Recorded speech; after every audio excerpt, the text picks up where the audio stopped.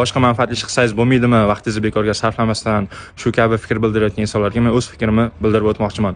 Sayohat qilish bu vaqtni bekorga sarflash emas. Siz bitta sayohat qilib ko'ring, hech bo'lmaganda 1 yoki 2% ga javob beraman, o'zgarasiz.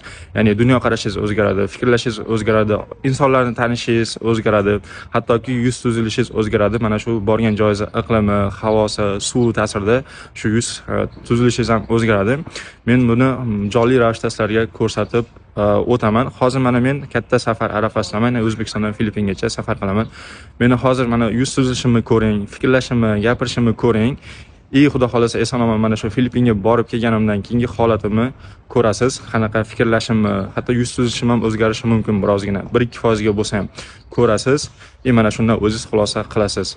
Sayohat qilish bu vaqtni bekorga sarflash emas. Hattoki piyoda bo'lsa ham, oddiy qo'shni davlatga bo'lsa ham bu sayohat qilish bu nima deydi?